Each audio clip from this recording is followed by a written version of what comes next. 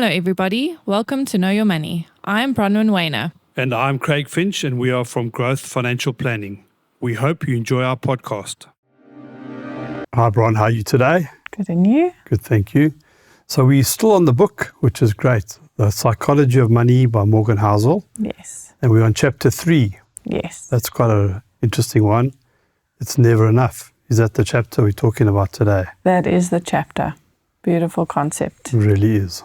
So one of the stories that he brings up is about Bernie Madoff, and he had that Ponzi scheme. Mm-hmm. And just what the book is saying is before he did that Ponzi scheme, he was actually so successful. His company was making between 25 million and 50 million rand a year. I mean, dollars a year. A year. And then he still went for more because it just wasn't enough.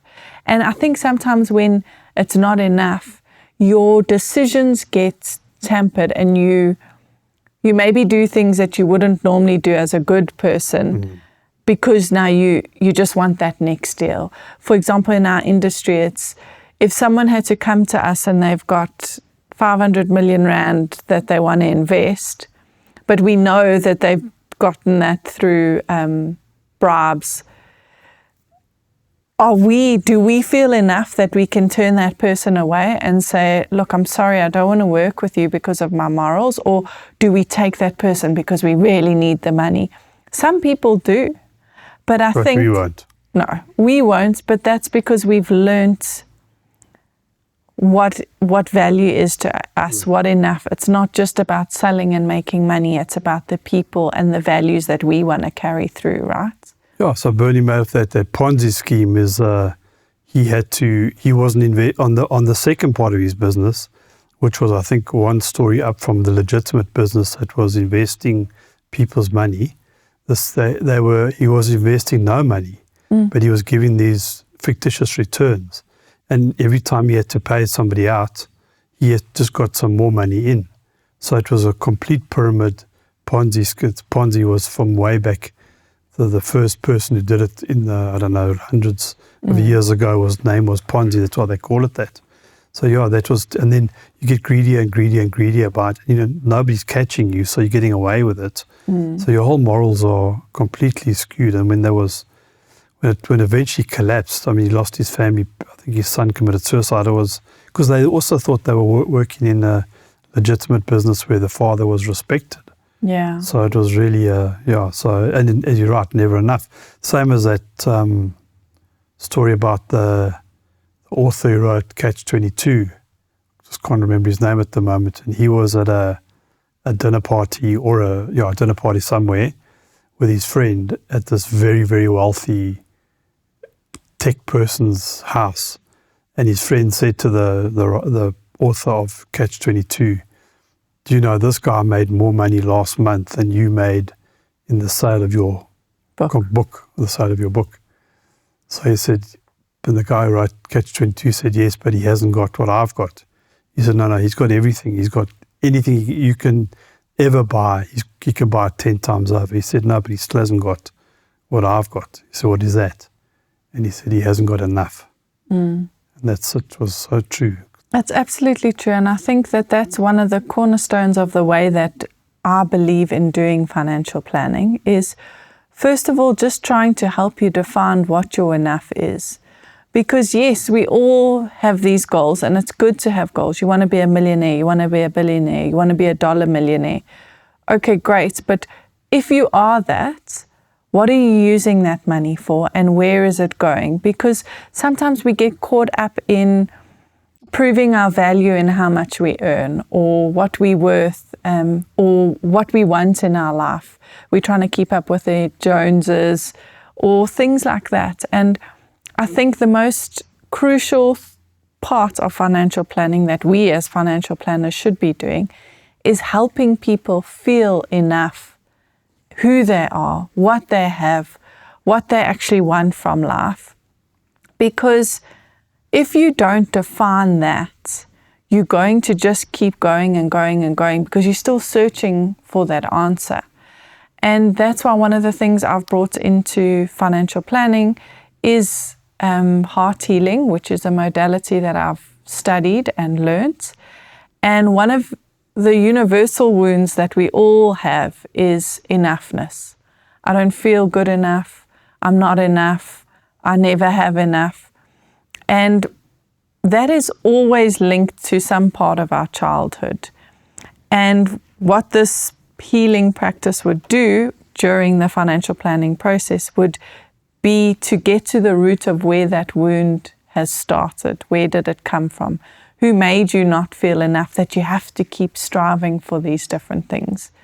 And I've just found it to be so powerful, because when I do this alongside doing a financial plan, it makes that financial plan more solidified and stick to it. Because otherwise what I find is we write a plan, and then let's say they achieve that plan. Then the next year we're trying to achieve something else.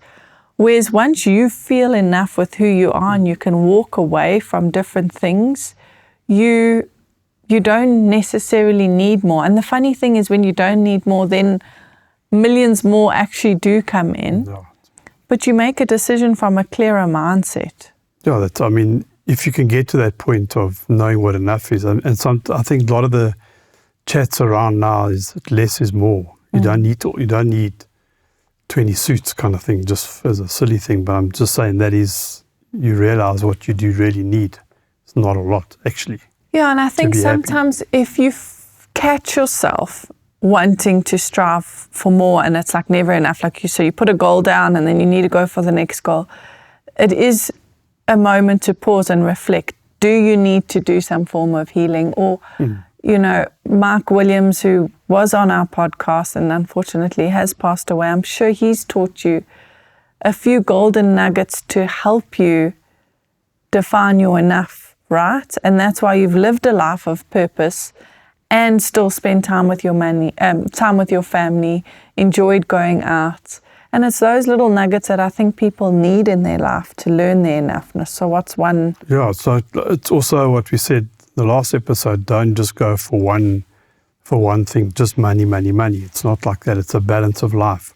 It's that circle of life, and having balance.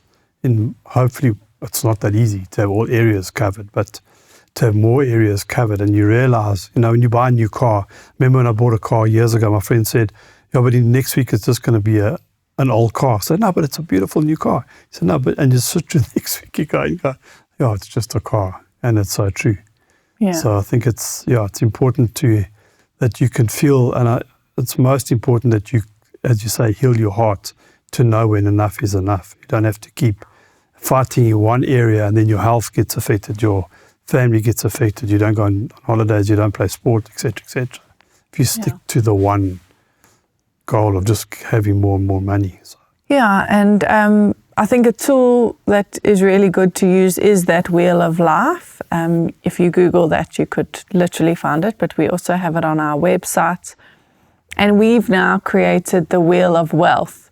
So you've got to look at all those different aspects on your Wheel of Wealth, and then that's when you define enough. Yes. Because yes, you might define enough as your retirement goal, but then you haven't kept money aside for savings, and then you're going to tap into that.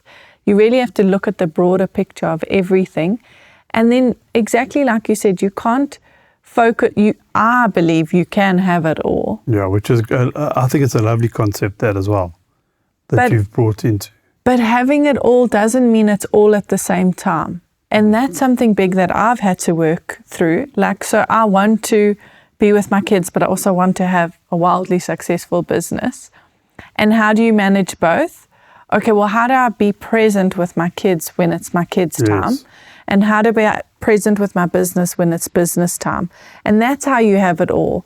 Sometimes you're just going to be focusing on your business in that moment or in those hours, and then you're not going to be focusing on your kids. But it doesn't mean you lose sight of them. It's just that balance of everything good way. And having enough, right? Yep.